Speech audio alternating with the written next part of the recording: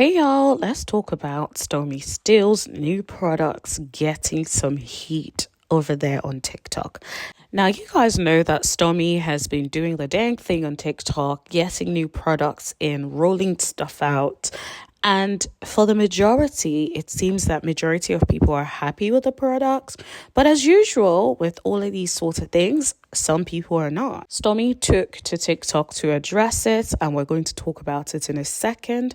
But if you have not subscribed yet, please hit that subscribe button. And everyone, please like, share, and yeah, let's get into it. So Stormi posted this. Help, what should I do? Yesterday weighed on me heavy. A product I worked so hard on, Body Buff, that is absolutely amazing, fragrant, and exceptionally moisturizing started landing in people's hands, and boom, spilled packages due to our seals inside the lids not adhering with pressure applied. About 5% arrived like that. Sure, sounds small. However, every detail matters. My customer service team immediately went into action and started scheduling replacements. We figured out how to ship them better now too.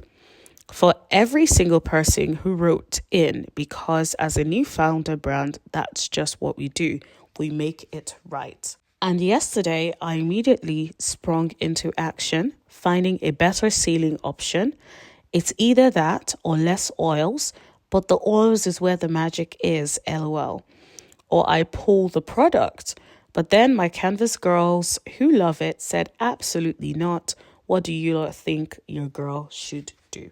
Now, you guys may be surprised, but the first thing I want to do is give Stormi credit for actually getting ahead of the story. You guys know that Stormi don't be doing all of that. And what then ends up happening is there is a lot of negative press about certain things that she does or certain products. But I feel like for the first time in a while, or probably in ever, she is getting ahead of it and coming out to tell us herself, and then also involve her audience in asking them what we think you should do. Now, I know people may think that's not professional, but it is very personable. And a lot of people like people or brands that are personable, relatable, especially if one of the reasons why people are buying is because they're seeing this Black businesswoman creating this products and they think, wow, I want to support a Black-owned business. So, of course, her getting ahead of the story and being like, okay, what do you think I should do? I actually think it's a good thing. Now, let's be clear. I don't think that this is done because she wants to ask people what she should do. This is done because she wants to get ahead of the story. It's a little bit of manipulation, but it's for the good of the business, right? So she's trying to get ahead of the story before people start talking about it in all of the TikTok, saying my thing spilled, all of this, all of that. So she's trying to get ahead of it and be like, yo, it's a small number, 5%. We're already trying to get it resolved.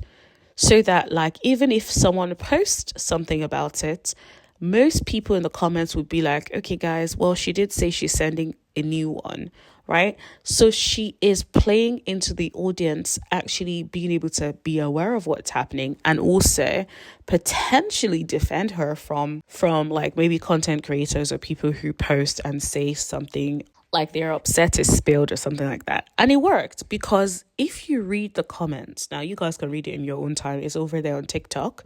If you guys read the comments, you would see that a lot of the comments are people saying, well, mine spilled, but I wasn't upset, blah, blah, blah. Or, it was generally positive responses. And that is very key to know. So I think it worked. So whoever is handling her PR is doing a brilliant job because it is working. Okay. Now, the other thing I wanted to show you guys is there was a girl who posted about one of the Canvas Beauty products, and she was basically flagging that she did not like the ingredients that were used, and that even though it wasn't promoted as a natural skincare brand, she was shocked that a product or an ingredient such as Red 33 was used. Now, I did a little bit of Googling because I was like, what is a red 33? I did not know about this. And red 33 is meant to be a synthetic dye. Apparently, natural red dyes are usually like too like thin or transparent, and they don't like look too good on like the skin and stuff like that. So brands then move on to use synthetic dyes instead. So I feel like that's like the perfect example of what has happened here.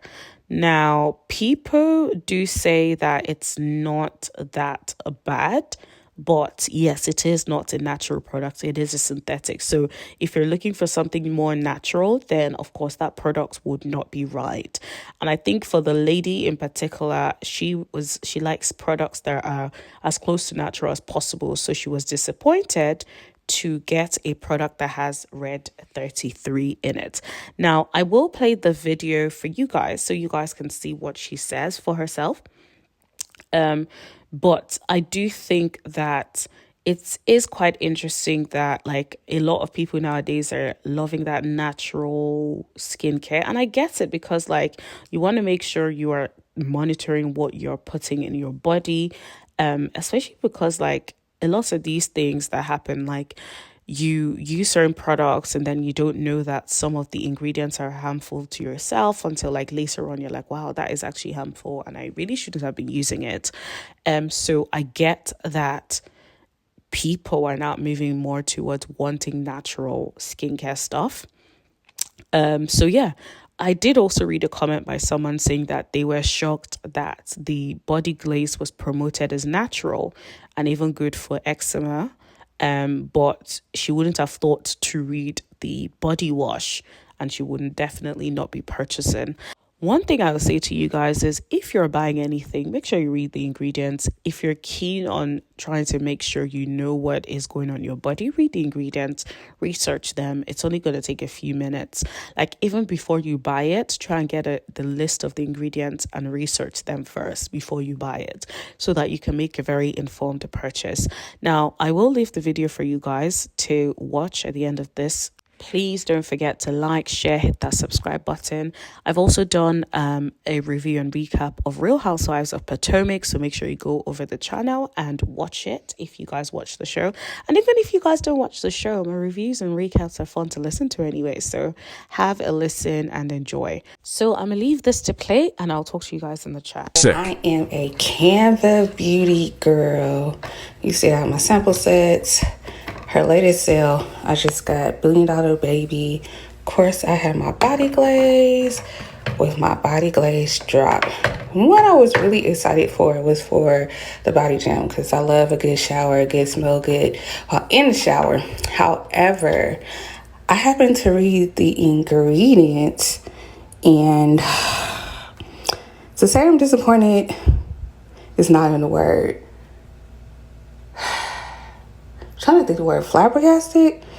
Yeah, we'll stick with disappointed though. Like these ingredients are terrible. Now I know she never claimed to be a natural brand, although her black body glazes typically have like natural ingredients. But to have this many, and one thing about me, like I try to be natural in every way possible. I try to, in what I put in my body, put on my body. But the red 33 was really like kind of concerning. The other words that I'm not even ashamed to say I can't pronounce. Sodium chloride. Yeah, these ingredients are terrible. So I can't return it. You know, I'm glad to be able to support a black-owned brand, but yeah, I can't use this. I have to stick with my Dr. Bronner's, but it smells good.